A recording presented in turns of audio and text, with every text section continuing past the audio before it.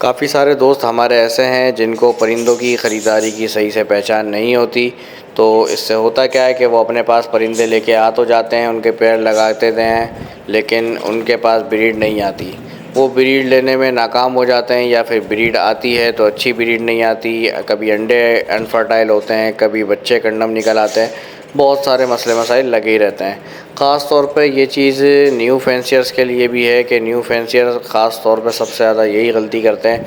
तो आज की इस वीडियो में मैं आपको परिंदा ख़रीदने की टिप्स बताऊंगा। परिंदे को किस तरह से ख़रीदा जाता है, उसमें क्या क्या क्वालिटीज़ देखी जाती हैं, क्या क्या चीज़ें नोट की जाती हैं, जिससे हमें क्वालिटी बर्ड की पहचान होती है।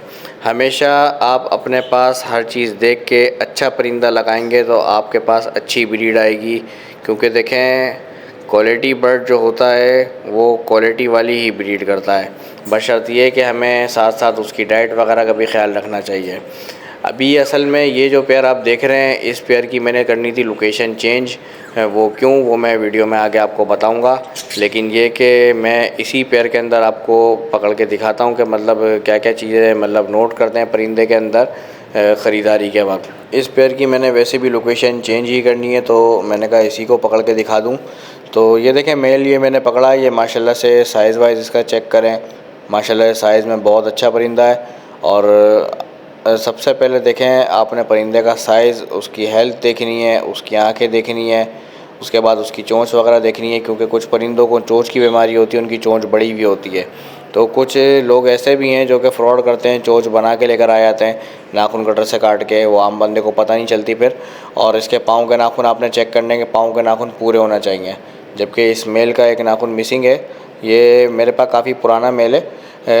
असल में जब ये मैं मेल लेकर आया था तो मैंने इसे टेस्ट ब्रीड करवाई थी। जब मैंने देखा कि मैटिंग वगैरह सही कर रहा तो मैंने इसको अपने पास चला लिया।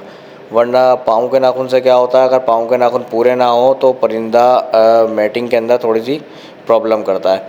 दूसरा ये कि मैं असल में देखें अकेला हूँ, एक हाथ से वीडियो बना रहा हूँ, एक हाथ से परिंदा दिखा रहा हूँ, तो इस वजह से थोड़ा सही से नहीं पकड़ पा रहा।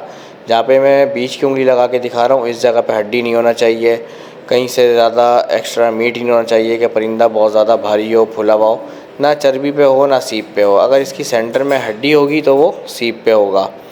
इसको छोड़ दिया मैंने माशाल्लाह से। अब ये देखें, माशाल्लाह से बैठा हुआ ही बिल्कुल सही, एक्टिव फिटफाट। और अगर आप कहीं से भी परिंदा ले रहे हैं तो कोशिश करा करें कि नेट वालों के मुकाबले केज में जो बंदा परिंदा रख के बेच रहा है, भले वो दुकान पे हो या मार्केट में हो, उससे ख़रीदारी करें।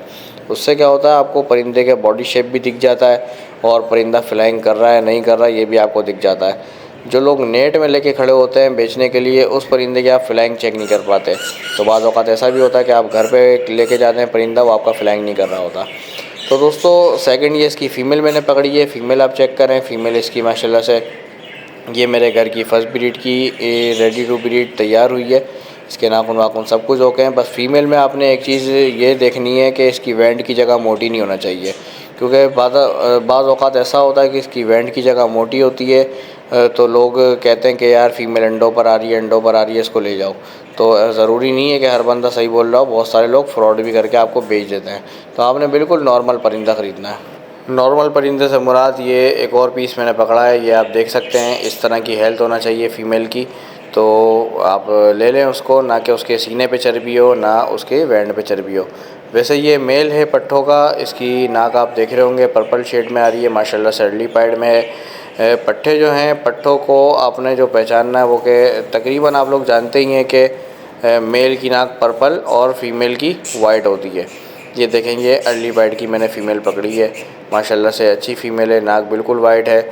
लेकिन पट्ठों में ख़रीदारी में भी बाज़ औक़ात फ़्रॉड हो जाते हैं, बाज़ औक़ात धोखे हो जाते हैं। बाज़ औक़ात ऐसा होता है कि हम मेल फ़ीमेल को नहीं पहचान पाते, क्योंकि ये ज़रूरी नहीं कि हर मेल की नाक पर्पल हो और फ़ीमेल की नाक वाइट हो।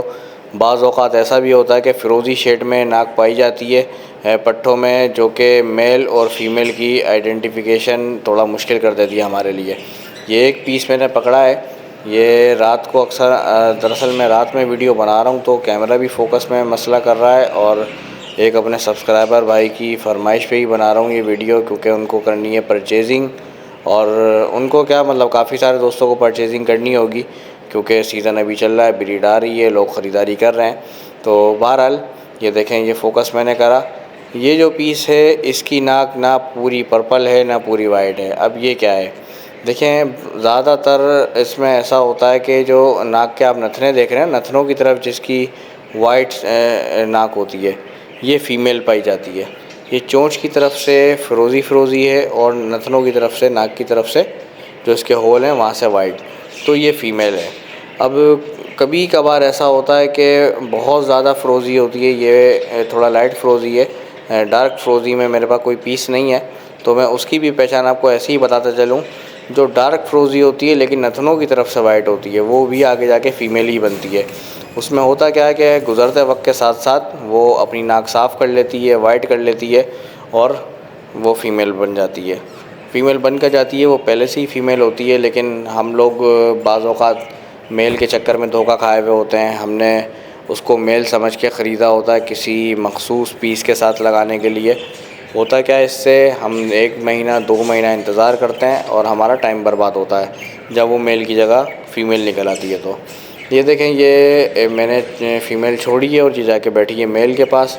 और फ़ीमेल ज़्यादातर भले उसकी डार्क फ़िरोज़ी नाक भी क्यों ना हो, वो अपनी हरकतों से ही पहचान में आ जाती है, लेकिन हरकतों से एक्सपीरियंस वाला ही बंदा उनको पहचान सकता है।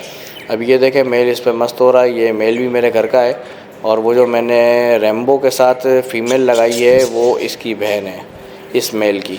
तो ये इसके ऊपर मस्त हो रहा है, फ़ीमेल भी इससे थोड़ा अट्रैक्ट है, तो अनकरीब ये भी जोड़ा लगा लेंगे।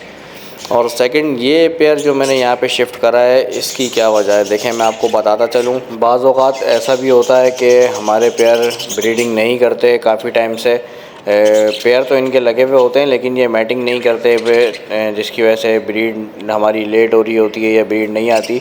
उसकी एक वजह ये भी होती है कि हमने जो पेयर लगाए हुए होते हैं उनमें आपस में एक दूसरे के बजाय इधर उधर मेल फ़ीमेल लग जाते हैं। जैसे कि ये पेयर जो मैंने चेंज करा, उसकी वजह ये है कि इसकी फ़ीमेल जो है बराबर वाले केज में जो मेल था उससे ज़्यादा अट्रैक्टिव हो रही थी इस मेल के मुकाबले, लेकिन उसका कोई फ़ायदा नहीं था, उल्टा नुकसान ही था कि ये मेल मस्त हो रहा है या नहीं हो रहा, फ़ीमेल दूसरे मेल से अट्रैक्टिव हो रही है, इसको अपने पास नहीं आने दे रही, मैटिंग नहीं करने दे रही, तो ब्रीड इससे मेरी लेट होगी। तो इसलिए मैंने इसकी जगह चेंज कर दी। अब ये यहाँ पर है तो यहाँ पर ये लगे रहेंगे आपस में। उम्मीद है कि मतलब जल्दी ये ब्रीड कर देंगे और इस तरह से ऐसे पेयर्स की भी जल्दी ब्रीड आ जाती है। तो दोस्तों, उम्मीद करता हूँ मेल फ़ीमेल और ख़रीदारी का जो तरीक़ाकार है वो आप लोग समझ गए होंगे अच्छे से। तो दोस्तों, ये थी आज की हमारी वीडियो पसंद आए तो वीडियो को लाइक और हमारे चैनल बर्जीज़ पेट्स हाउस को ज़रूर सब्सक्राइब करें। मिलते हैं इंशाल्लाह नेक्स्ट वीडियो में, जब तक के लिए अल्लाह हाफ़िज़।